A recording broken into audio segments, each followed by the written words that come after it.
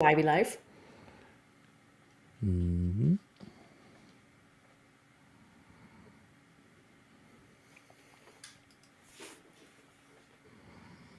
Let's see here.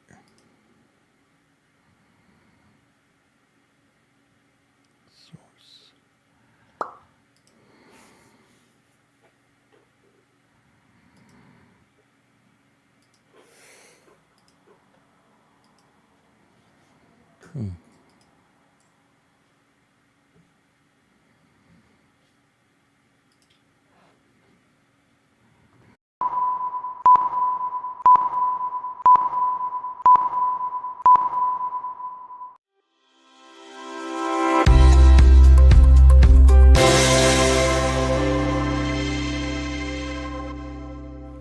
All right, so this was a legitimate 1 minute late delay because we are streaming now in a different way to the Facebooks, hopefully. So hopefully you can see me, and hopefully in my Facebook group you can see me because Facebook just made some changes and I had to do a little bit of manual process on the back end.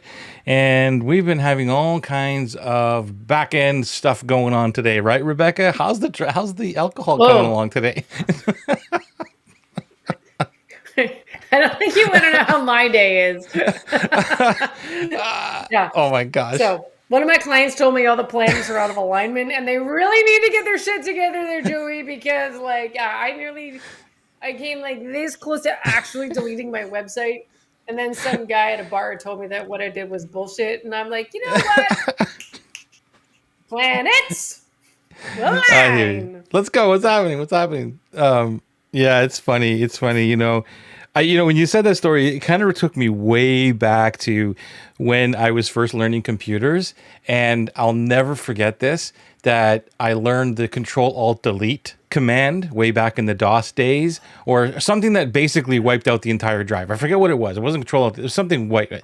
And so I brought my buddy Nick into at the time, what was the other one? Future Shop. Remember Future Shop and the Best Buys and there. So Oh anyways, my God, yeah. remember that? So okay, this is how long ago it was. So I brought him in and I'm going, dude, you got to watch this, right? So I go into the computer and I type this command and wipes the whole thing right out.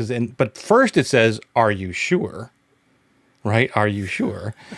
And I just didn't see the thing. I didn't see because I basically went, "What if I do this command? It'll wipe the whole thing out." So I did it, and he goes, "Oh, wow, that's incredible!" And I didn't read the thing, and I press enter, gone. The whole thing's gone, right?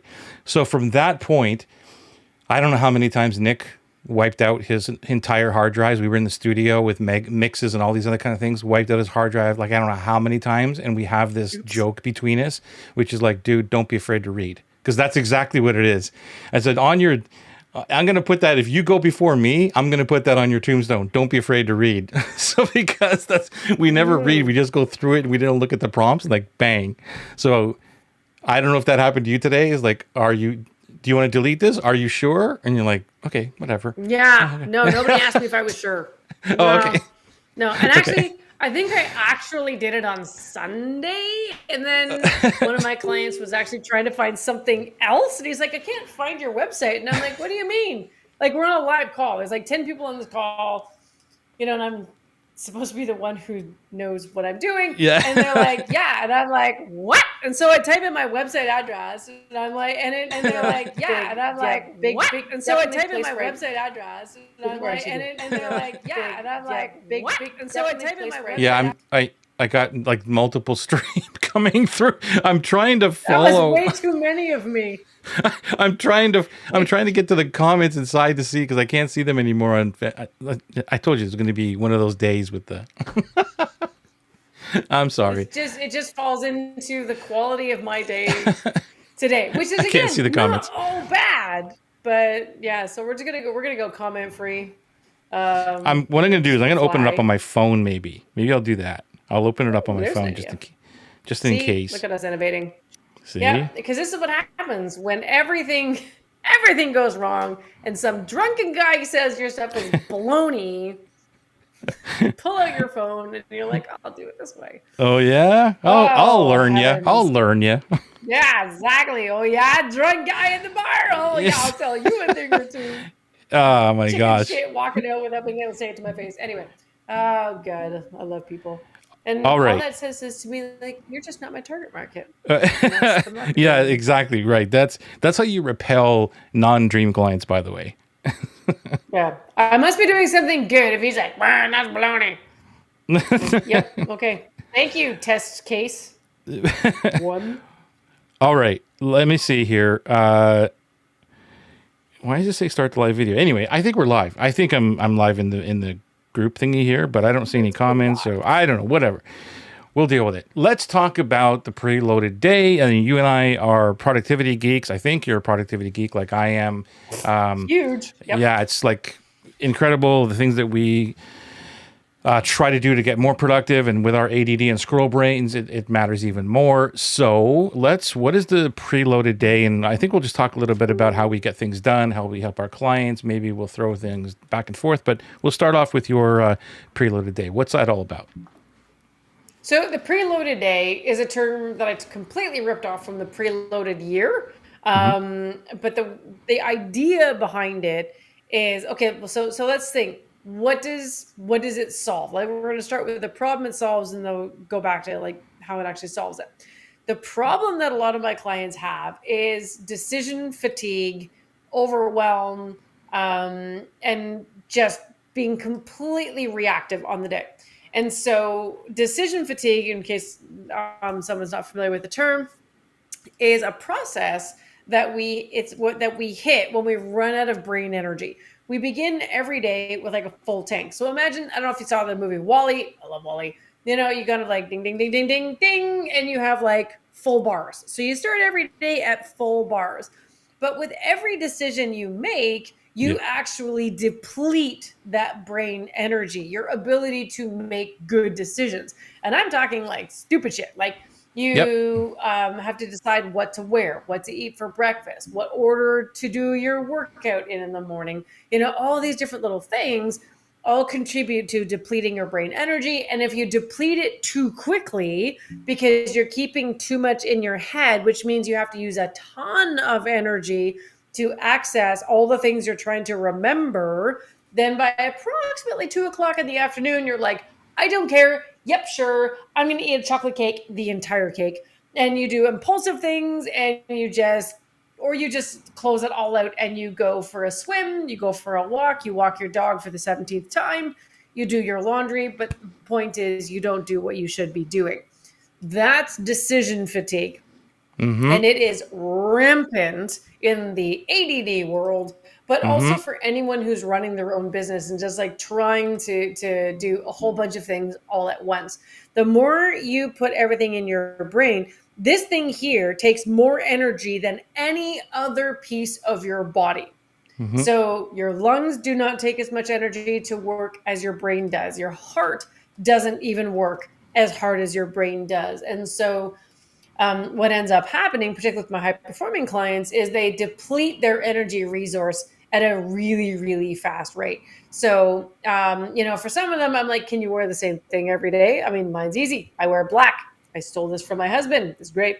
But Steve Jobs, Mark Zuckerberg, like all those guys wear the same thing every day because they're very, very aware that they do not want Yep. to deplete their brain's resources on Yep. stupid decisions. That's why they have chefs. That's why they have pre-planned meals. Like they really move this stuff ahead. So, but how does like the regular person avoid the same thing if you don't have a personal chef, and if you don't want to wear black every day? I mean, I'm a huge black advocate, but whatever. Um, so the preloaded day is a process designed to help you maintain full brain capacity all day long. It never depletes. And here it's going to sound like, wow, what is this magical thing? So the magical formula is quite simple. At some point in a day, and again, this is where we become adaptable. Most often it's at the end of the day. But if you're the kind of person that by the end of the day, you're just like, shoot me, I want to go home, you can adjust where in the day you actually put this particular strategy. But let's just say, for example's sake, at the end of your day, before you go home, do not say, oh, I just want to leave and I'll do this when I get home. No, you won't. No, you won't. It doesn't happen. So before you leave your desk or your office, wherever you are, you take stock. So the first thing you do is you look back. What did you do today? How did it go? Give yourself a score, right? What did you accomplish that you had set out to accomplish? What didn't get done? What got Hmm. in the way of getting said thing done? Never ask yourself a why question. Why didn't you get it done? It's a terrible question to ask because you immediately go on the defensive because your brain's like, well, and we're a little kid all over again. Switch it to a what type question. What got in my way, right? Yeah. Hmm. Where did I lose track, right? What drove me off my path? And make an assessment. Oh, okay, great. So I didn't achieve maybe what I wanted to achieve, but now I know why. So we begin the day at the end of the day, we begin by looking backward. And as a planning tool, that is more important than planning for what's in your future.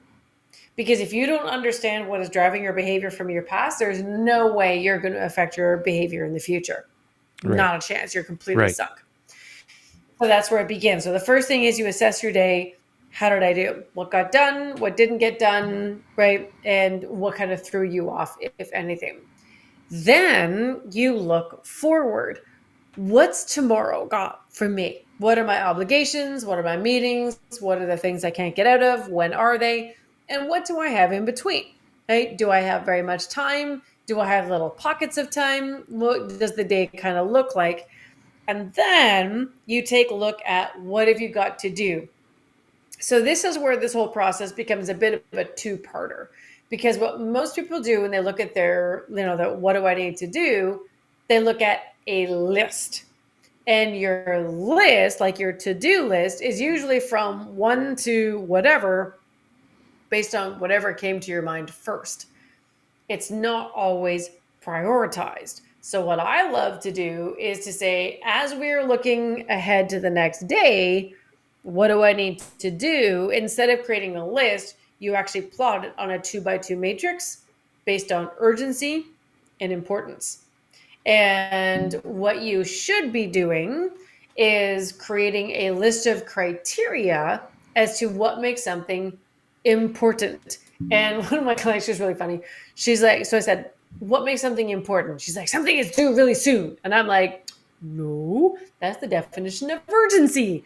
So that's on this angle. We need the important, part of the matrix. What makes something important? And it took a couple of goes before we kindly got through to the fact that important are things like things that make you money, things that bring you joy, things that create a great client experience, things that reduce expenses, things that make your processes work more smoothly. All of those things can be criteria for if what is on my to-do list meets these criteria, then they go into the important bucket. Hmm. And then you kind Yeah. of scattergraph it all in there. Based on that scattergraph, we bring it back into the preloaded day. We look to the next day or a couple of days, depending on what you got, and you plot the stuff from important and urgent to important and not urgent.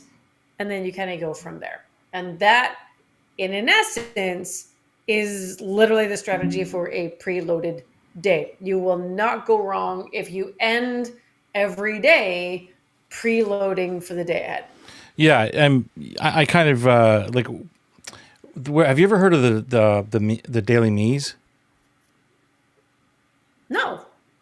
Okay, so it's kind of like what you're talking about, and it's like it's where you clean up at the end of the day. And there's also a monthly me's, there's a yearly me's. It's like this thing where you're just clearing off everything that was happening during the day, and you preload for the next day. I don't call it preload, but it's like, what am I going to do the next day? And I have this all set up in Notion as well, so it's all got my projects, it's got my tasks, it's up and everything in there that I. Even where I'm just looking at it right now. So I have like 3 areas. One is like I close the gaps. So what did I complete today? What are the next actions that I was doing? and Yep. even like reviewing pinned emails when I'm looking at the notes here, clear any notifications, you close all the browser tabs, any new tasks on your calendar, you're going to put them into the tasks, whatever you're clearing inbox, updating next actions, that kind of stuff. Because I'm the type of person who likes to just leave everything open till the next day and just wake up and just start working again. So that allows me to close the gaps. And then I look at the knowledge hub, because I spend a lot of time gathering information or repurposing things and just ideas and ideas and ideas. So that tends to fill up all of my knowledge base of just unprocessed things, or maybe there's no tag to it. Maybe I don't know really what it's about. So I clean all of those up. And by the way, as I'm saying this, I'm not doing this every single day like I should be. So I'm still working on that discipline to get better and better at it, because I am that person, like you said, like I'll do it tomorrow. Like I just, and I never do. And at the end of the day, I'm like, I'm brain dead as it is. And going back to the stuff you talked about, I chose back in, I don't know, 2010 or even before that to wear the same thing every day. As you can see, I wear the black t-shirt like every single day. I used to call it the Einstein theory, because that's where I think it originated from. Einstein woke up and wore the same thing every single day because of that reason. And I just like, that's brilliant. That's what I'm going to do. And I've thrown away everything. I actually have 20 of these, I think, and 20 of the, I just bought them all. So that is this, and even in food, like same thing. I can eat the same thing every day I just don't want to make decisions, because I'm making decisions a lot of time for clients. Like that's my job, is to help them make decisions. So my brain is thinking, and I want to preserve that time for them. So for me, it's the less decisions and thinking that I need to do outside of that, the better it is. So I'm the preloaded day, or even these like preloading, who am I going to have on Tuesday nights? Like all those things, because it's very, I get anxiety moving up to the day. Like, oh, who am I going to get? Like, what am I going to talk about? Like all these other things. And it really stresses me out. So and then let me just go back. And so then I reflect and review all the actions I took. Like, so I have yesterday, I have today's actions, I have this week, what I'm going to do. And then I go into the journal, if I journaled anything. And then I plan for success, which is the next day, and I don't know if you're familiar with the front burner, back burner system. Do you know what that one? So I have projects on the go. Yes.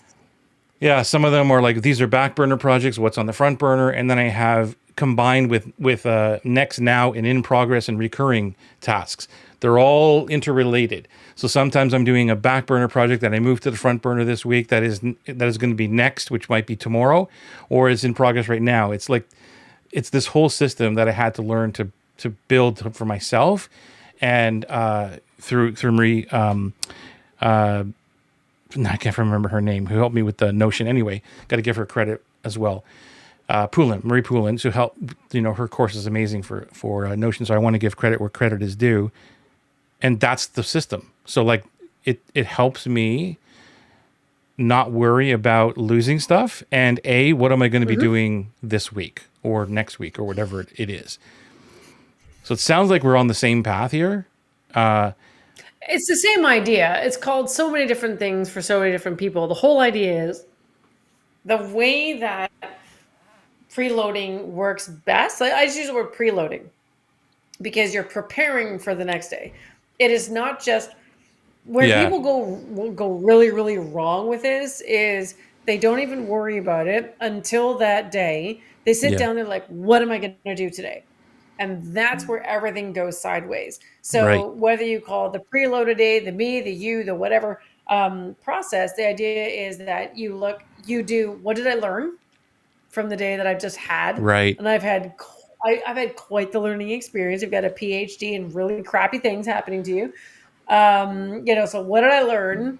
Where am I now? What are my priorities? And what am I going to do going forward? So you take the sometimes crappy things and you pull, you're like, what am I going to learn from this? What am I going to do going forward? And the whole reason why my website nearly died today, a little violent death, was because I got PO'd last week by something going wrong, that I built a whole AI-based funnel over the weekend and redirected my website by accident to this whole AI bot.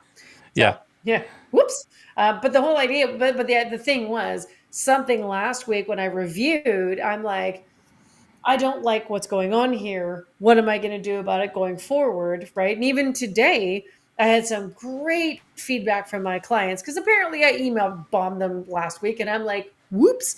So I cut off literally every single email that I'm sending. And I said to my team, turn them all off.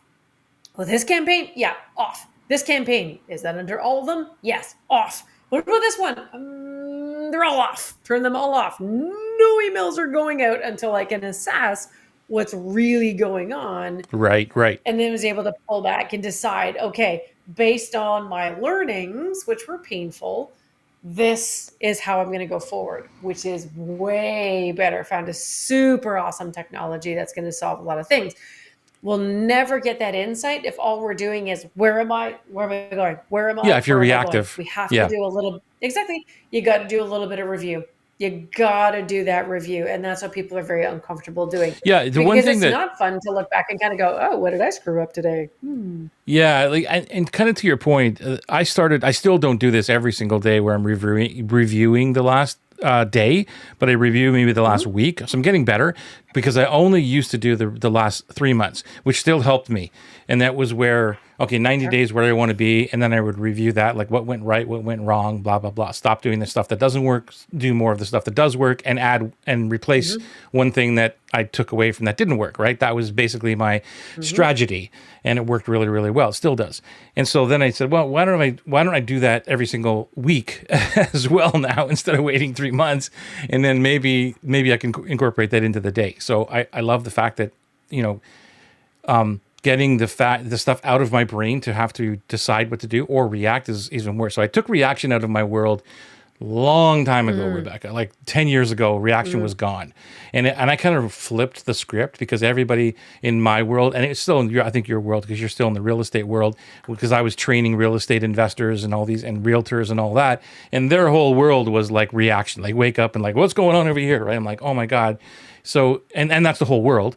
I'm like, what if I flip this? What if I said, okay, every day for 4 days, like, Monday to Thursday is a day where I don't take any reactions. I don't wake up and look at my phone and figure out what's going to happen, and then open up one day that the world can come at me. So like everything could go wrong. Like it's just that's the day. And that was Friday, which now became more of a free day Friday. But that was the day. So I flipped it all and I'm like, wow, this really worked out really well because I'm kind of taking control of the day. And then this now doing what you're talking about is even better, because I know that you and we talked about SOPs before, and I am now, playbooks. Love it. yeah, I am like obsessed with just that recorder is on like all day long. Like it's just, if I'm going to go do this, I record the dang thing. And for anybody listening and you're thinking, I've heard that before, I've heard this before. You may have heard it, but if you don't do it, you don't understand the power of it. And here's what I'm saying. Even like this thing that I'm doing today, except for today because Facebook changed everything, right? But the process of just going live every day, and even the after effect of what do I do with the recording? What happens after that? I don't have to think about it even at all, even though I know exactly what to do. And there's the simplest things, like you said, getting up and what am I going to wear today? Those are simple things that I do every single week. Like when I do my live academy calls with the coaching, like what happens after that? It's not a long process. Like I could easily remember it, but why should I use my brain? I think it was Einstein again who said, why should you remember something when you can retrieve it? Like there's no reason for you to keep something in your brain, something that you could retrieve or find later. Like I'm like, that's brilliant. So get rid of it, because leave your brain open for creativity and doing what we do best. Yep. You got to make room for those big decisions, right? Like if I was overwhelmed by all the little things that I was trying to remember, there's no way that on Sunday I would have been able to come up with a solution to the over emailing problem that I ran into. And it was just a cornucopia of a bunch of different sort of things that happened all at once. And it was a process that had actually broken down. But I'm just like, I could have been completely overwhelmed by it. But because I really try hard, and again, no one's ever perfect at this stuff, but I try really hard at keeping my brain open for the big decisions. I was able to figure it out. And now I'm able to roll that out in a very, very concerted and careful way. But it makes sense. And it solves about like 3 problems in one. And if you don't have the capacity to make those big decisions, you're not going to run your company very well. Like you just will not be able to. You will constantly be run ragged. You will be constantly overthinking things, and not able to rise above. And an entrepreneur, like if you want to run a high 6-figure, 7 or 8-figure business, those people do not keep stuff in their head. They don't. Right. They delegate. They build the right kind of people. They build the right kind of team. They delegate it off, and they're like, "I trust you guys to deal with it," because they hire the right people. That's a Right. whole other process, but it all starts with you managing your own business really, really well and your own processes really, really well, creating the SOPs or the playbooks so that you can hand them over to somebody else. Like I hired this one woman to do my SOPs, and we've gotten busy enough that I've now hired a different person. I'm like, great, now you take all the stuff that you did over here and you give it to her, because I don't Right. want you doing that anymore. I need you to go big. I need her to be the detail person. Right. Right. And so now, because we have the playbooks, it's going to take about a week tops to move that knowledge over. And yet we're continuing to build those playbooks as we get along, an onboarding playbook, right? A welcoming playbook, a client journey playbook. We have Yeah. marketing playbooks, sell by chat playbooks, and all that kind of a thing, right? All this kind of stuff. For every process, there's a playbook. Right. And to the team, like I just had a conversation with Lorna, who helps me. I think she's on the call today. We talked a little bit about this whole decision thing, and when I am very blessed to have someone like a Lorna, because she's like a duplicate of me. And we were talking about this the other day, and I said, I don't want to make a decision even on the content in terms of like what goes out. Mm-hmm. So like I'll write it, I'll do it. I love making content. I love deciding on the clips I'm going to use and all that other kind of stuff. But to post it, like I don't have anything to do with that. Like you just have to, we have to know as entrepreneurs, like where our capabilities are. Like I could do it, but that's a whole other decision-making process of, all right, I already clipped out what I wanted. I already wrote it how I want to write it or whatever. And now I got to go into like, okay, when do I post it and how do I post it and where do I post? Like, okay, where do I post this? It's easy. All that stuff is easy. Like the process of doing it is easy. But the decision of, okay, all of this stuff, I've just given you 20 things, content-wise. You decide what's the best ones to put out and when, right? That decision, taking it off my brain, is like, oh, this is amazing. Because all I can do is now just go, da-da-da, here's another one, here's another one, here's another one. And because you have someone on the team who totally gets you, who understands you, they're like, oh, I know exactly where you want to go. This is why it's super important for us to build the culture of our business so that the business, everyone understands where we're going with all of this stuff, so they can use their superpowers to help you to take not only the decision-making stuff off, but also the tasks. So yeah, it was a big realization for me this week, because I've been doing a lot of auditing on my time and my energy and my batteries and the stuff that serves me and doesn't serve me.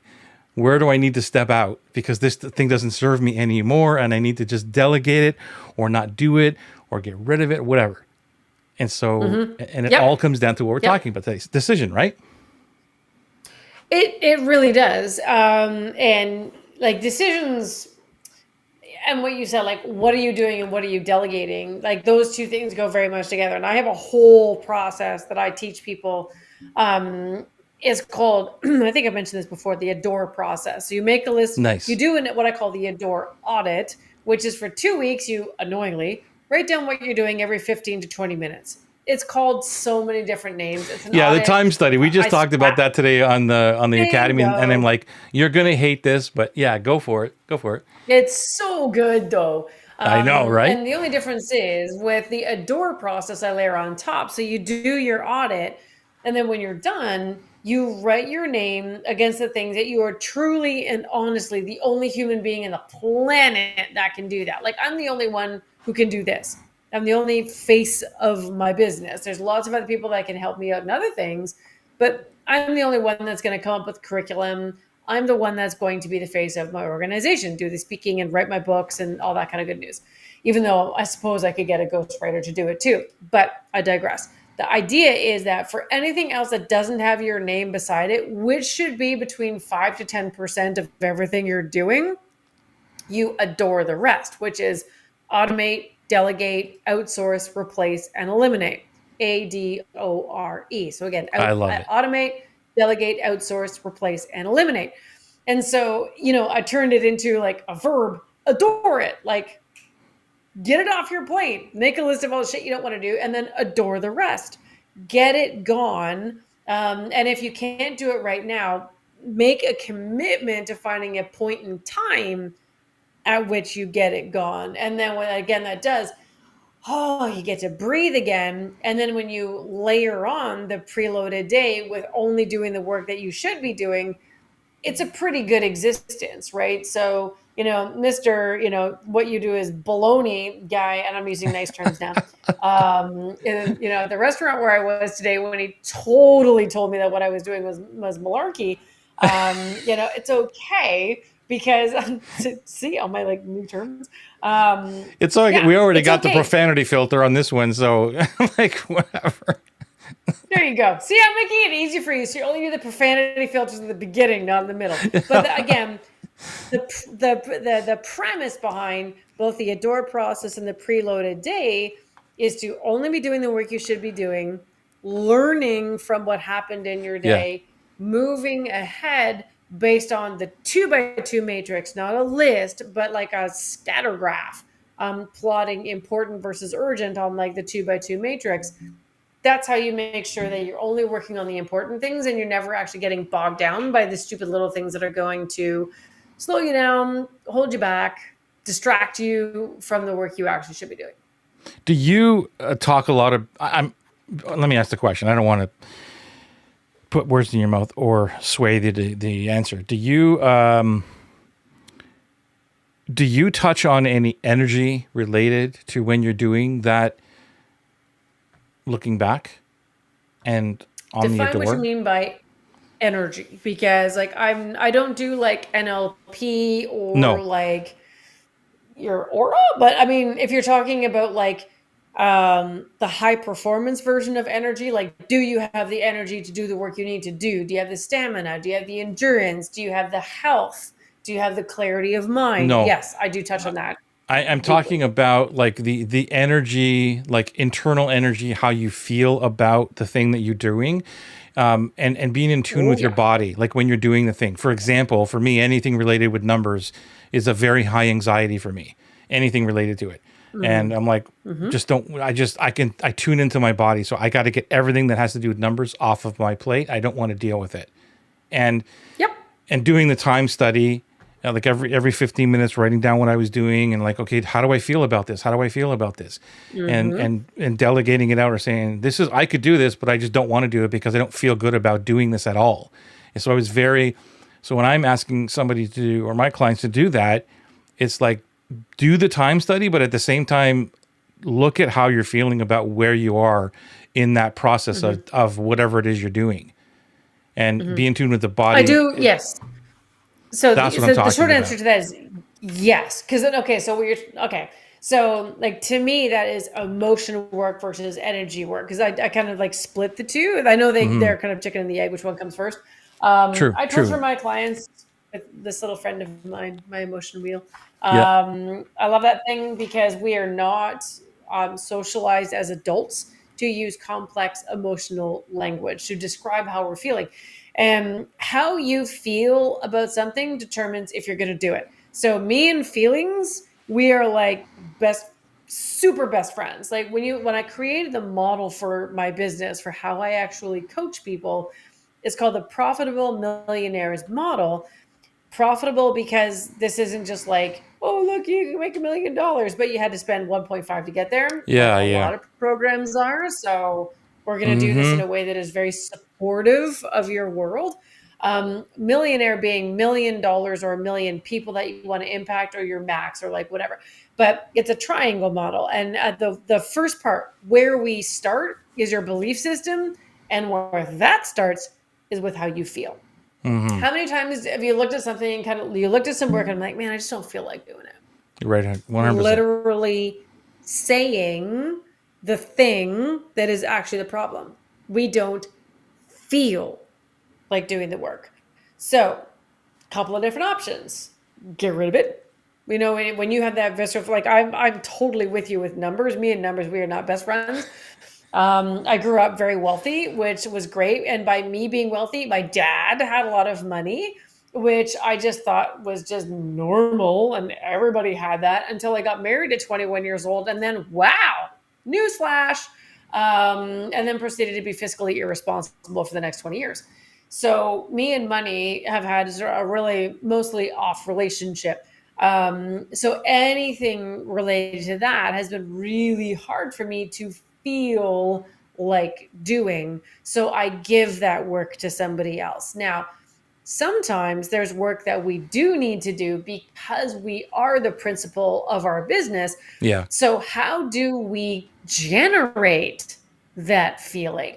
Yeah. So, for instance, I was talking to someone the other day, a copywriter, absolutely amazing, Shannon. You know Shannon, absolutely incredible at what she does. And I'm like, sometimes I just don't want to write an ad because, like, I feel like I'm going to put it out there, but no one's going to say yes to me. Nobody wants to buy my stuff. And it's a feeling, it's an emotion that is coming through.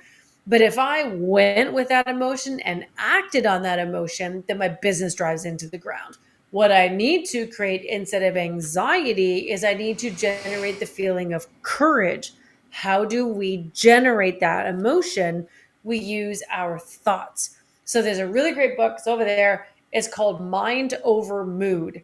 And when you need to get yourself into a position and you're like, I know I don't feel like doing this podcast, like writing that email, like making that phone call, and yet it is so essential and you're literally the only person who can do it.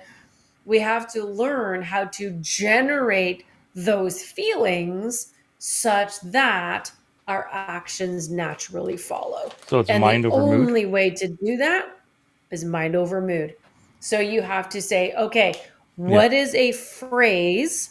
I call them safety phrases or catchphrases or trigger phrases that allow you to pull yourself away from the emotions that are going to be dragging you down, the negative ones, and transforms it into something that's very, very positive. So I'm not going to do, or this isn't going to work, turns into, let's see how this goes.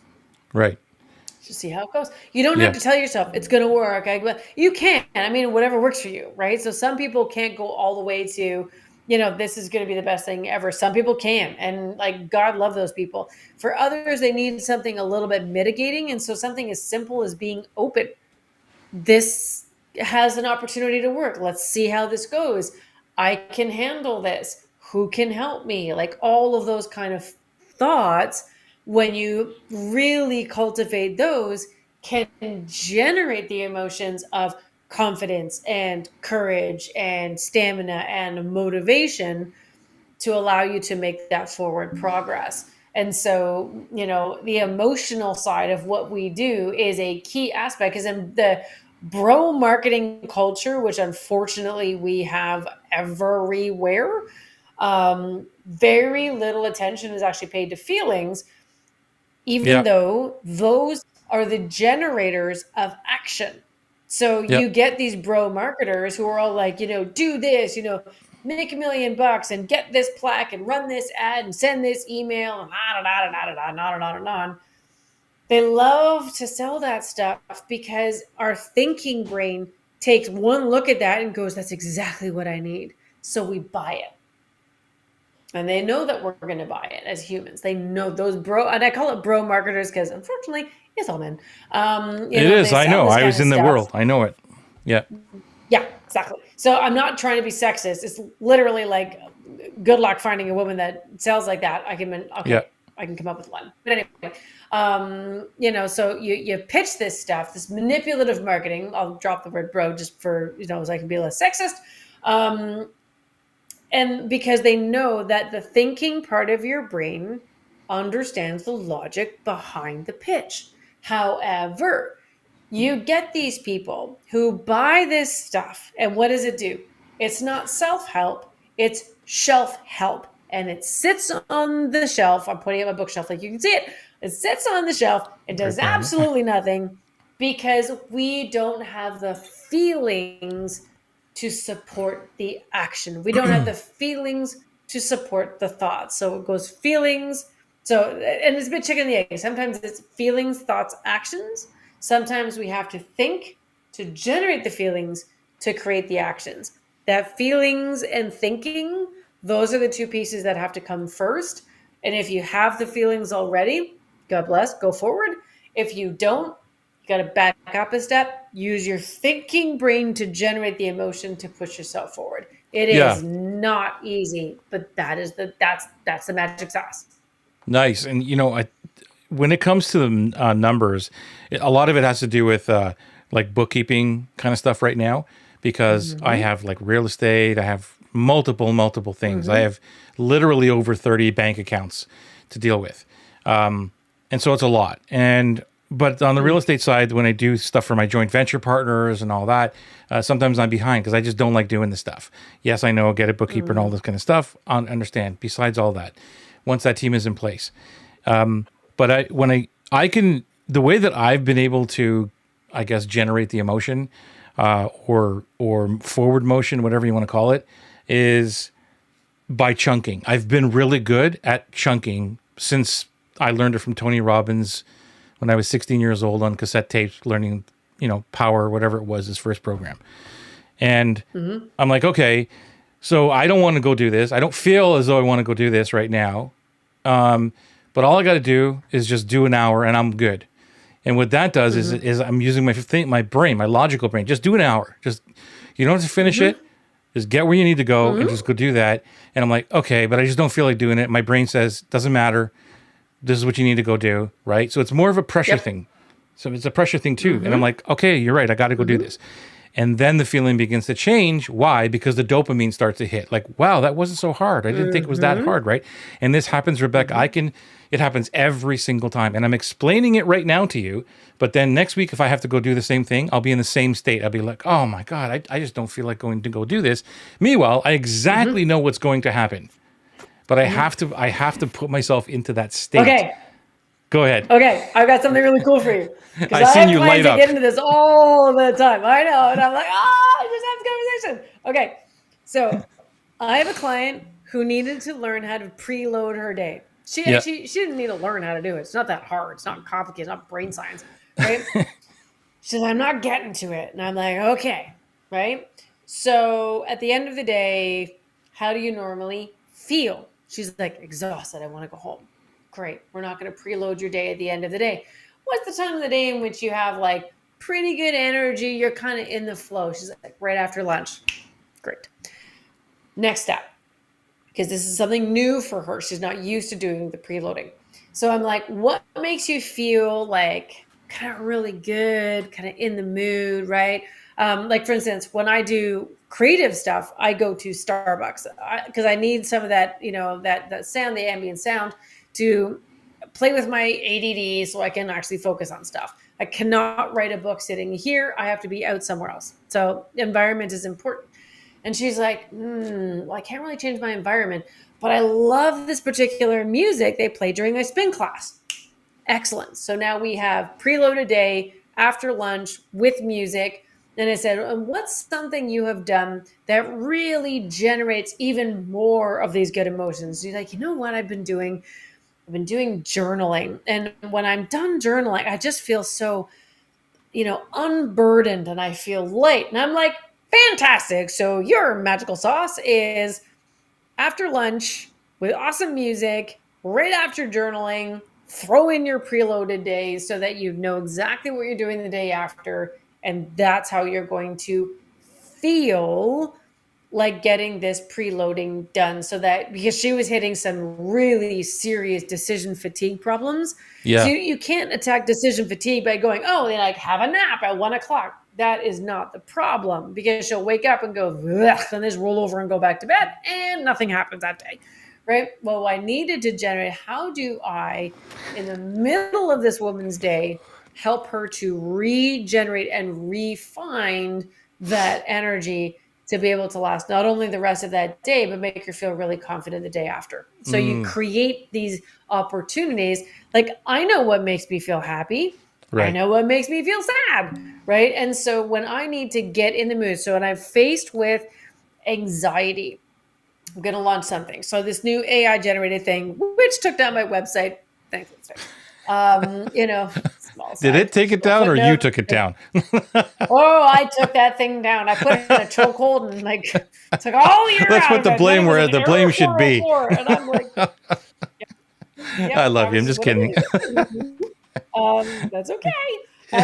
So when I get to those moments of like, how do I make myself feel like keeping on going, right? When I really feel anxious and all of those, anxiety kind of feelings from before, from like all the way back to, when I was a kid and I was going to these conventions we have, the cult I used to belong to, and you walk up and there's 1,000 people and they're the most judgy people you've ever met in your life. I've never met so many people that love God and Jesus that were like so opposite to what he was teaching when you kind of take back. Anywho, so you knew all this, and I was this young girl, and I knew I was going to be judged, and I had to walk into the thick of all of those human beings. That's what it feels like when I run an ad campaign, if anybody's wondering, right? So, how do I overcome that visceral, like cellular level fear that I will never be rid of because it is part of my DNA, because it was so deeply entrenched? What do? How do I eradicate that feeling? How do I not stop myself from that choking fear? And that's what it Yeah, feels like. It feels like I choking. hear you. And that's an anxiety thing. So my son, who has anxiety, I knew had anxiety when he was 3. And the only way I knew he was having a panic attack was he said, "Mommy, my throat is sore." Because when Mm, you're having a panic attack, the muscles around your esophagus tighten. And that's what it feels like. So that's what it feels like for me. Small aside, because I know you and I love asides. I went to Mexico recently and we took off early and it was beautiful. And I was excited and the plane was half full. And I'm like, woo, woo, we're going to Mexico. Until some guy came walking up and had a flaming panic attack, screaming his full head off that he couldn't breathe, that he was choking. And I'm listening to it. I'm like, oh my God, it's a panic attack. I suggested horse tranquilizers. The pilot suggested, let's turn around and go back to Toronto. So we had to circle back and go back to Toronto and back out again. And interestingly, that poor boy, I felt so sorry for him. It was like, it must have been so scary for him to go through that. As soon as those wheels touched down, like, because I was in the second row and I watched him roll all over the place for about 45 minutes, screaming his fool head off. Sorry, he was not screaming his full head off. He was screaming his head off, though. And as soon as it touched down, sat up straight, breathed fine, talking normal, because he knew there was an exit coming out. wow. That is an extreme version Yeah. of what it feels like when we don't have good coping mechanisms. And so I'm going to circle all of this world's weirdest story back to what you said before of, do I deal with energy and feelings? And the answer is, oh, fuck yeah. Because if we don't deal with the feelings, Yeah. we are going to turn our plane right back around and end up exactly where we started. Yeah. Yeah. No, that's Do a I like how I really did that great metaphor? analogy. I love that. I mean, Mm-hmm. I have to be more in tune with like how do I or yeah, like what is the feeling? Like that anxiety that you just explained, it's intense. Like Mm-hmm. I can't even explain to other people how I feel when I'm having to do any kind of accounting bookkeeping work. Like it's just like that. Everything tightens up. Talk to me, Uh Joey. I yeah, will it's understand. yeah, I I know you will understand, understand. but anybody I have else are like like, 4 people that manage my "What? money. Huh?" 4. Yeah, and so and I want to just get it. Like I want to be at that point where it's just I don't even want to know it. I just deal with it. But I have to get to that point. So right now I have to deal with it. Mm-hmm.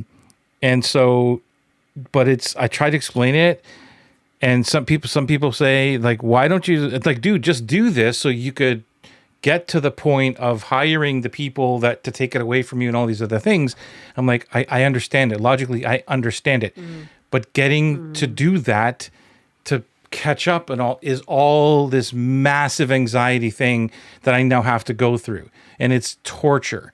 So it's not just as Yeah. easy as, oh, just take a couple of hours and just plunk through it and then hand it off and I'm okay. No, this is a massive Nope. thing that I have to deal with. And it's kind of like Yeah. trauma. I don't know, like whatever it is. It's just like I have to deal It with it, is and trauma. it's painful to go through. So it's not as easy as just Mm-hmm. going, well, just get it done. You know, you have to delegate it. Like that'll make it easier, won't it, Yeah. Joey? Yes, it will. However, right? So You yeah, gotta I have get to there. deal. I You have to gotta deal get there. more. Yeah. Mm-hmm. Yeah, It. you know what? And it's like when people who are really having a hard time with like self-sabotage and self-defeatism, you're just like, well, just believe in yourself. Oh, well, Yeah. thanks. Right? You know, wow, if it's that easy, I'm gonna go believe in myself. Like, no, you can't just go and fucking believe in yourself. Like, it takes a minute, it takes work, it takes effort, it takes all this stuff. But if you don't know the tools, like I Yeah. had a client of mine, and she was trying to shoot videos, and what I think that's what she was doing, something in and around the idea of videos. And so it was my Q&A session, and I'm like, have you watched my video called Hook Story Close, which is how to structure a video so people actually watch it. Like if you start a video with like, hi, my name is, everyone's like, boring, see you Yeah. later. So you got Right. to really structure something. And she's like, watched it, got it, doesn't help me. And I'm like, oh, that's interesting. So it's not the structure that's the problem. And so, we worked it through, worked it through. And it ended up being there was a feeling that she was attaching to the actual event itself. And that was what we actually had to deal with. Right. So we're like, oh, okay. What feeling do you want to have? What gives you that feeling? How can you look at this thing you're supposed to do in a light of this is what's actually going on? Like I work with my therapist on this stuff all the time because, with my background having, survived a cult and come out of it mostly alive, but then having to figure out how the world works at 32 years old and the embarrassment that went along with that. And then losing my job a couple of times, and all the wonderful joys that go along with that. There's a lot of latent emotions that kind of crop up. And especially when I married Mark for the first time, we called those landmines because he Mm. would say something, and for any normal human being, it would be like, oh, that's, whatever. Me, it's like nuclear explosion. Why? Right? Where did that actually come from? Ooh, this looks like a really long list You want to read it? of quotes. Yep, let me put my little old lady glasses on because I'm that old. As an ex-flight attendant, oh yeah, the anxiety is real for many passengers. Absolutely. It's some experience with the passenger, not to mention another who would only stay on board if he could be a bird and chirp Wow. throughout the flight. Oh my God. All you needed to do was make sure you gave him the microphone. He could chirp for everybody. He even tried opening a window. Oh, that's not cool. So he could show us he could fly. Oh, yes. So many people suffer from anxiety. It really comes out when in enclosed space, flying through space. Love and soul hugs. Yeah, my ex had flight anxiety. My children have flying anxiety. So this is something I deal with. And it was funny. It wasn't funny. Well, it was kind of funny. It ended up being funny. I was flying, me and my son. It was his 13th birthday, and Mark and we take our kids just solo somewhere, wherever they want to go. Here's the budget. Where do you want to go? My son wanted to go to Universal. Off we go to Universal. So, but when I booked his tickets, they put us in separate seats. So I Mm. called the airline and I'm like, I need you to put us together. And they're like, well, ma'am, that's not possible. We're really sorry. I'm like, no, I don't think you understand. You need to put us together. And they're like, well, then we're really sorry for this inconvenience. And blah, blah. Yeah. Like, he'll have a raging panic attack, and then you'll probably have to turn the plane around. They're like, oh my God, blah, blah, blah, blah, right? And so, I mean, I didn't mean it to go that far. I'm like, no. I was just mentioning it so you just, because I can keep him. He'll be okay. Anyway, I don't know what the heck got transferred down the lines because I didn't tell my son that I mentioned that maybe he has anxiety disorder? Maybe that's why we need to sit together. So we get on the plane and we're sitting down. We got really good seats too. And the flight They bumped attendant you comes right up to over. She's like, VIP. yeah, pretty well. So the flight attendant comes over and she's like, hi, Zachary. And he's like, uh-huh. And how are you doing? Are you comfortable? Do you have everything you need? Is there anything we can do? Would you like a snack? How about a drink? And he's like, I'm fine. Anyway, the pilot came out, the co-pilot came out, and I'm like, he's like, Mom, and I'm like, possibly mention that you have anxiety. He's like, you what? And I'm like, okay, I didn't use it as a card, but they were gonna make you sit back there, and I'm like, had to sit us together, and blah blah blah. So yeah, so we had a great fight. It's the only time I pulled the anxiety card. It's a pretty good card. Oh my to play, God. Anywho, so all that to say, I've been working with my son and his feelings for a very, very, very, very long time. Like when he was 3, I had this little card that his therapist gave us. It had, because he can't read when he's like 3 or 4, although he did learn by 4.5.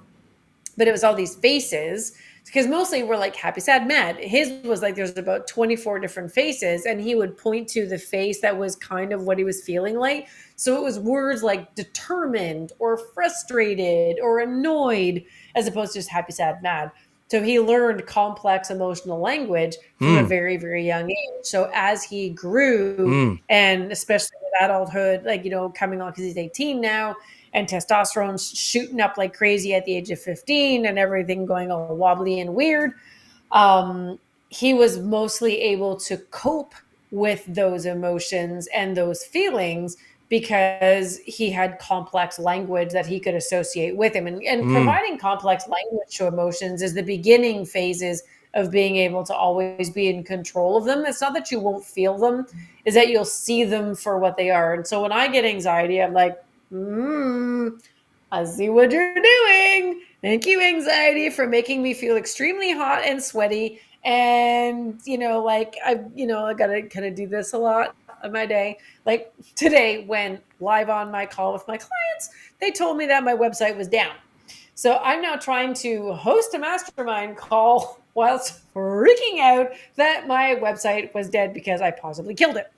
And honestly, it was pretty funny. And I was really glad I did it live on that call. They were laughing so hard at my reaction to this that it really helped me to cope. And so there you go. You want to know? You want to know? I'll share a different story that on a live call, and the power of teams and everything else. This was hilarious. Do you remember the couple years ago, the tornado in Barrie? You remember? Yeah, I do. Okay, because I had a condo up there that nearly got ripped so I have to pieces. properties up there, right? And it's not funny about the tornado, but so I'm on live doing my live coaching, and my phone rings, and it's my property manager, and nobody has my cell phone number usually. He's the only person that has my cell phone, and the time when my property manager calls me, something's wrong. Okay, so so you know where I'm going with this. But anyway, I'm on the call, it's live, and I go, oh guys, this is kind of weird, but my property manager is calling, and I'm going to have to, can I just put it on mute for a second? So I get on the call, and that's what he says. He says, hey, listen, I don't know if you know about the tornado, which I didn't know what was going, because it just was happening, right? And it's happening like live I'm like, what tornado? And he goes, yeah, I just want to let you know that we're on our way to the area of whatever they call it, right? The affected area. I'm like, okay. So, but Rebecca, I was as calm as you could imagine, because I knew that they would handle everything. There's nothing I could do about it. So I literally said, okay, thanks very much. Get back on the call. I go, okay, guys, so where were we? I was just told that my property could be completely demolished. But it was like, all right, you guys have been awesome so far. And that was like a really strange reaction. Maybe I was avoiding it. I don't know. But I was super, super calm. And I'm like... Yeah. And I went to, and this was at the beginning of the call. No, this was like, I had to go for another 45 minutes yet to find out, is my property still there? Right? Like, I had an hour and a half left in my call. And I'm like, well, I'm not, I can't do anything about it. So like, I'll let you guys know when we're done. Because usually this is a call where I can split people into cohorts, but there weren't as many people that showed up this morning. So I'm like, or this afternoon. So I'm like, well, we'll just do it all together and I'll actively participate. Anyway, but they were really Yeah. great. And at the end of the day, Adam, if anybody needs any tech person to say they're digital asses on a regular basis, please do let me know. I'll let you know. Adam from TUCU management literally saves my digital bacon on a regular basis because he gets emails from me, and the subject line is always like, dot dot dot, Mayday, Mayday, Mayday. And that's what my emails are. And he's like, what happened? What did you do? And I'm like, well, I kind of linked this to this by accident, and then I deleted it over here, but then that deleted it over there. And now I can't get anything. And so I think it's dead, but I don't know if I really deleted everything. But can you help? So Yeah. he did. And when I got email bombed, he helped. So yeah, so it's just, and I think maybe that's what helped me to be not emotionally completely psycho on the hour and a half afterwards, which was ended up being a super great call, is because I knew I had my Adam. And so, like you had your people, I had my people. So the moral of the story is have people. Yeah. Have Because people, they are the ones that are going to help you out, And have the so not people, and always. yeah. Yep. But yeah, like Yeah. I was on a webinar last Wednesday, 1 o'clock last Wednesday, and approximately apparently continuing into this week. Everything went completely sideways, and I started a webinar, and I'm live on the webinar. Everything happens when you're live. And I get a text from a client of mine. She's like, I can't get on. I don't have the link. And now I'm like, how many more people don't have the link? And I'm like, I'm live and I can't stop because there's, X number of people who are already here. So I'm like, hang on, folks, for 2 seconds. I put them on mute and I'm mad typing the girl on my team. I'm like, baby, fix Yeah. it.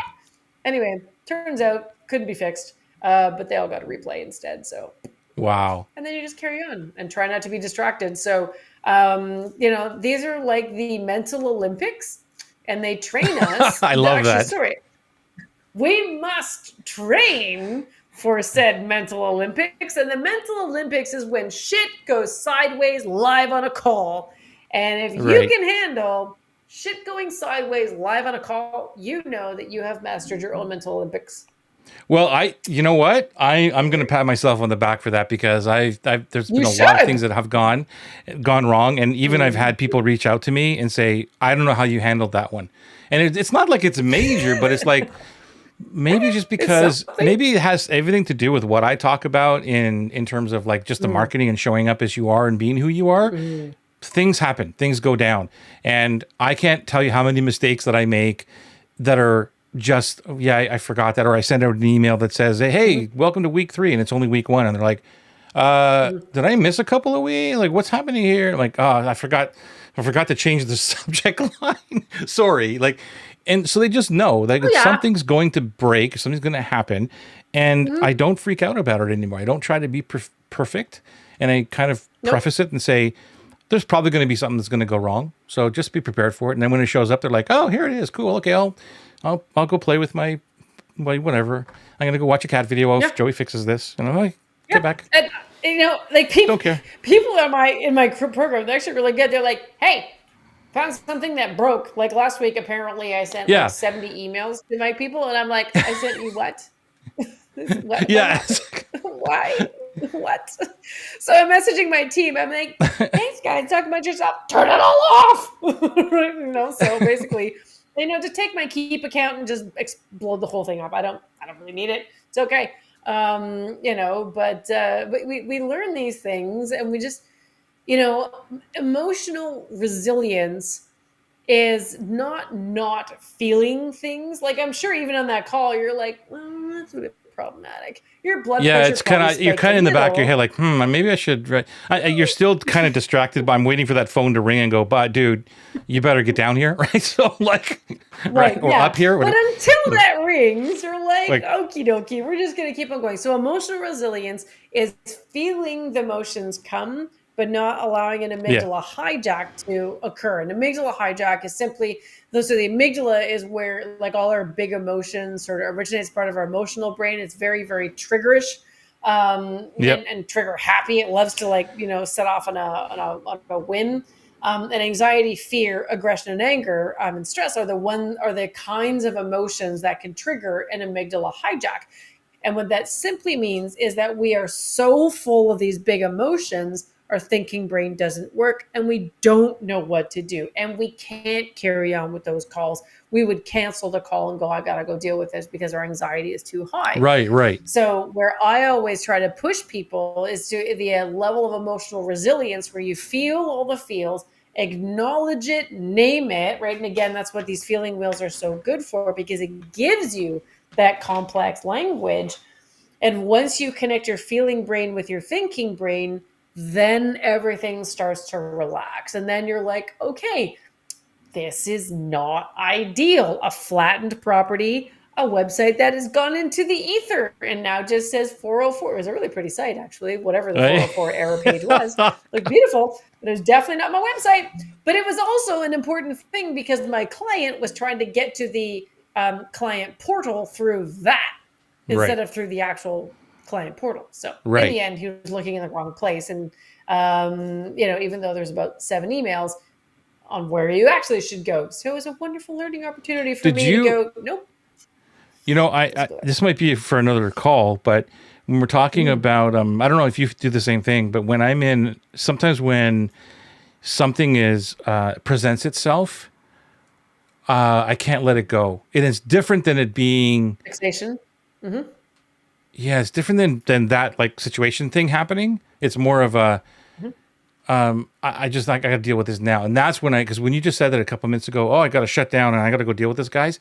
Like I get into those more when I can't even come up with an idea. Like, I don't know I know whether what you I'm, mean. if, Yep, you it's know what I mean? fixation. Yeah, I Yeah. do. And And I I know just have to stop I've been doing what working I'm on doing that. and Mm-hmm. go finish So that other thing that is or a start and trauma stop. response. Is it? Yeah. That's a trauma. Yep, that is How exactly can it what be? it is. So Because, explain that. How can it be a trauma? okay, so I get very triggered emotionally where I have to like stop and I get completely either weighed down or I feel like I just panic and I feel like I have to do something. So it can go either way. So hyper or hypo activity, depending on how you react. So I'll give you an example. When people leave my program. So I have my Profitable Millionaires Club has a 60-day guarantee. So you within 60 days, you can call me at any point in time and say this program isn't for me. Right. You're allowed out. I don't give you your money back, but you're allowed out the back door, right? After 60 days, you're in for a year. Like you're locked. You got to stay, right? But I don't lock people in until they've given it a chance, and I have a whole theory behind that one. Okay. So, however, people can leave. And with any business, you get churn. I was having a very strong emotional response to this, such that I would become very anxious. I would ruminate. I would stick with it. I would fixate. And I'm like, I have to fix it. I have to fix it. I have to fix it. I have to fix it. Right. I have to deal with it right away. How can I save this kind of a thing? And I would go into this hyper mode. So me being me, because I have 2 coaches and a therapist, I'm like, ooh, who wants to deal with this hot potato? This sounds like an old So song. 2 coaches and a therapist. yeah, That's got I'll to be a walk into dance a song. bar and I'm there. Hey, ladies and gents, actually tell ladies. And I'm like, you get me today. So I picked the hot potato winner to be my therapist. And I'm like, hey, why can't I let this stuff go? And so she proceeded to ask me a whole bunch of questions. And I'll be really vulnerable here. And I've actually never shared this before because it's very new. But she asked me, do you have any abandonment issues? And I'm Mhm. like, no, no one's ever left me. I haven't really dealt with a lot of death in my life. I don't have a lot of friends, so they can't really leave. But I've had a couple kind of trickle off, and that hurt a lot. And I did fixate on that. So maybe that. So, and I won't go into the details because I love my parents, but there were some aspects of how I grew up that made me feel very marginalized, right? Very not wanted, um, really in the way, right? Mhm. Mhm. And that I remember from a very, very long time ago, and repeated throughout my adulthood. the same sort of repeated message being provided over and over and over again. And so what she explained was that process of being told, you're really not someone I want to have around. Mm-hmm. You're not that important to me. I don't want to spend time with you, is a form of abandonment. And when Mm-hmm. you grow up with a form of abandonment, and throw some cultish business on top of that, just as a, sprinkles to the ice cream, Yeah, just like sprinkle somewhere. just, completely screws you up. What you're left with, because there's a spectrum of how you feel secure in relationships. So there's security in the middle, where you feel like you trust people, that you can believe in people, they're predictable. On either end of the spectrum is avoidance and dismissal, which is someone does something, you cut them off, you never talk to them again. And on the other side, which is where I live, is anxiety. I'm anxious about loss, about relationship loss, because I feel so unstable. That has been my experience. So, because I've never had, again, until my relationship with Mark, a truly stable, secure relationship, I expect all other relationships to say, you're not important to me. Mm. And that hurts. Mm-hmm. And it hurts a lot. I hear you. It's been a day. That's okay. So That's okay. Thank you so for yeah, being so like vulnerable. and this is We why all love probably you. haven't Thank you for shared it. that. No, Um, so my whole thing is, if you are stuck on something and you can't figure out like why, there's something is a trauma response, and it's not fun, as you can see, when you figure out what it is, but it really yeah, helps to understand. to deal with it, to Yep. understand it. So I'm gonna let you talk for a few minutes while I take deep, luscious breaths. Well, I'm gonna so do that. And I think that where you were talking about like the trauma thing, and that is a huge part. I can see where you're going with that. And I while you were talking, I came up with an idea, or not an idea, of an example of what I'm talking about. Not that it's better Mhm. or worse. It's definitely not better. But here's what I was saying is, I think it's about, my brain goes to, because trying to link it back to the preloaded day and what we need to Yeah. do. Mhm. Mhm. I get, and I'm going to use the word distracted, but that's not, and it could be distracted, but I'll get triggered by something, and it's basically when I might be responding to something like a post or a thread, not in a bad way. It's like, oh, this is amazing. This is a really good idea, or whatever that is, and that throws Mhm. me off. So I try to get into, okay, I'm just going to put this in document in Notion. I'm just going to leave it there, and I'll deal with it later. But Mhm. sometimes, many times, I just can't let it go. I'm like, no, I gotta finish Mhm. this like right now, and I could be in the middle of doing something else of my preloaded day that is like, Mhm. it takes me off track, Sure. but my brain is triggered by the thing. I'm like, no, and as I'm thinking about this, telling you this, it's mainly, I'm gonna forget what I need to do or to say about this. Like, I'm Mm. in this Mhm. zone, and I need Mhm. to get this now. That's what I'm talking about in Mhm. terms of when you're in that thing, and I get thrown off. So that's where I go down a lot of rabbit holes, because sometimes, Yep.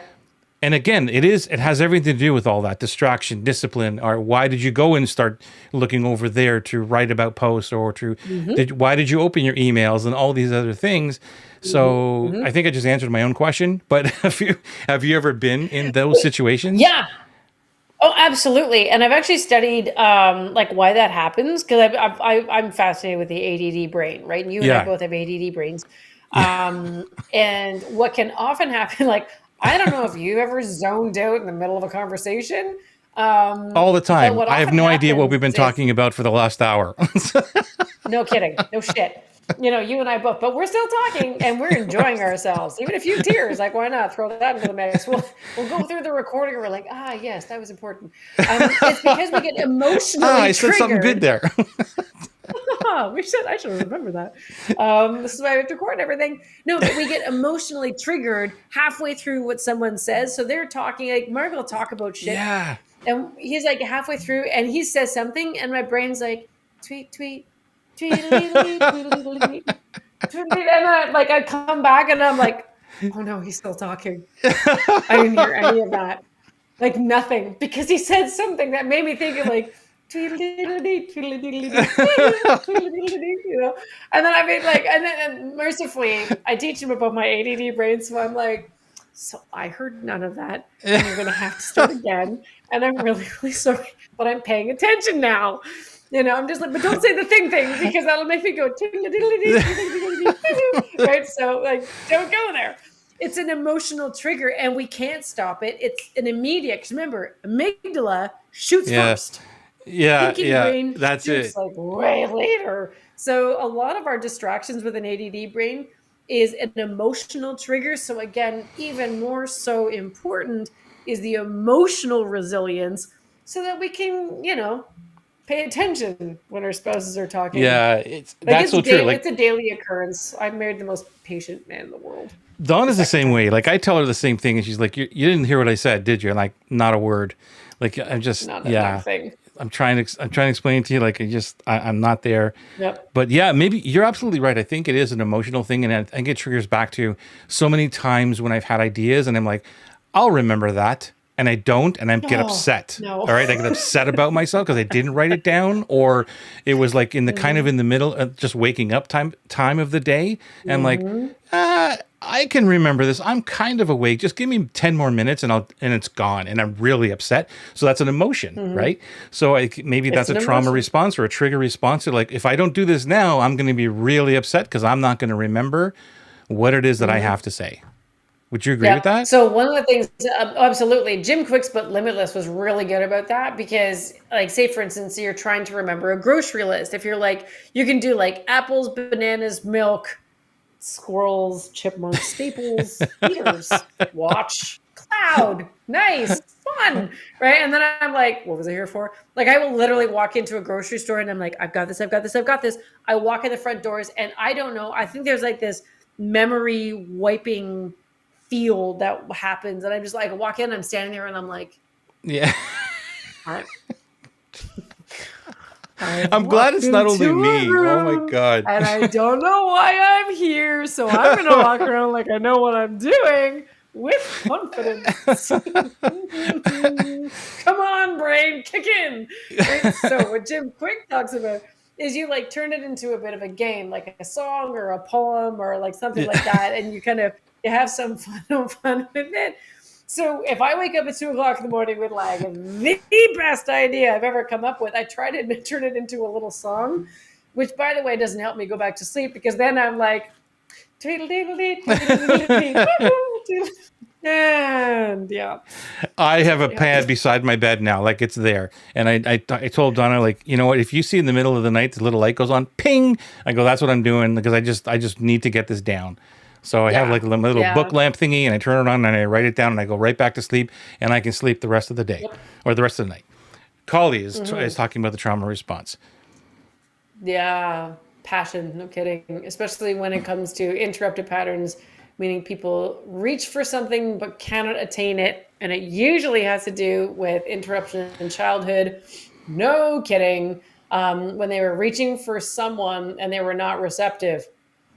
Ooh, that lands hard, girl, because that's literally a lot of what I went through. And again, I have loving parents. I have loving parents. But that doesn't mean that everything worked out. And I know that if my kids grow up and go to therapists and tell their therapist about what mama did, and I'm like, yeah, I did that. I know. Like, look, because I've now been through therapy, and I'm like, it's so funny because my therapist, she's super funny, very patient. I'm surrounded by patient people, So she'll say something, and I'll have this look of horror on my face, and she's like, "No, we're not talking about your children." And I'm like, "But I did that to them. I've done it again. I repeated the pattern. I'm a terrible mother." Right. And so she has to bring me back from that, that terrible brink all the time. So, what I reconciled with myself is that, and again, I'm completely digressing here, rabbit hole, stay with me, All good. where we learn all these things about ourselves. I learn also, like, all the mistakes that I've made with my own children. I reconcile that with by just telling them, like, so here's how I fucked you up, and really sorry about that. But I'll pay for therapy. Also, here's some other coping mechanisms. Also, I really love you right now. Also, that. Yeah. Yes. You're amazing. You are truly an amazing, amazing mother, amazing friend, amazing colleague. I love you to death. You know that. Yeah. You're awesome. Thank you for tonight. Like, and all the other times too, and in the future, because I know you're coming back. Of course. It's been an epic So many rabbit holes. conversation today. Where it started and where it ended up. This is why I love doing these shows, especially with two ADD freaks in the house, right? I know. I was gonna say, throw a couple ADD people. You never know. It's a box of chocolates. So It's so amazing. Rebecca, I don't want to keep you any longer. I want you to get back to Mark and your family and enjoy the rest of the day. website? Because and your website. Well, you deserve it. You deserve to, like, unplug a little bit as much as you can. Anything that you want to? Thank you very much. Anything you want to end off with Are today? you sure you want me to leave me with some, like, parting words of wisdom? So don't screw up your children. Check your trauma. Figure out your emotions. Pre-plan your day, because it's really, really great. Like, honestly, emotional resilience is where everything starts. And once you have that, then you can access all the other parts of your brain, to really start to understand your world. Like, I go to therapy and I have my coaches. So therapists are like, here I am, how did I get here? Coaches are, here you are, where do you want to go? And if you have those kind of people on your team, and I know we've talked a lot about our teams save us, Yep. make sure that you surround yourself with the people that love you, for all the right reasons. But in the case where people come into your world and then they have to leave, let them go, because it's Yeah. their time to go. And that's a really tough one for me, because of all the abandonment shit and stuff like that. But it's a wonderful lesson for me to learn that I am enough and I For can sure. hold myself up and I don't need Right. anybody else. So that's sort of my last, I'll leave you with that little nugget. And then we can pick up next time, and we'll start somewhere and travel the various canals of ADD-hood. Amazing. Who knows Amazing. what'll happen next time? Have yourself an amazing Tuesday. Yourself, thank you for being here. Hashtag live. We didn't do any of that. Hashtag live, hashtag replays. But if you're watching right now, hashtag live. And if you're watching on the replay, hashtag replay. Let us know. And we will see you next Tuesday night for another marketing or heart-centered marketing show. That's what it's all about. Just heart-centeredness, but also talking a little bit about business. We'll see you next week. Business.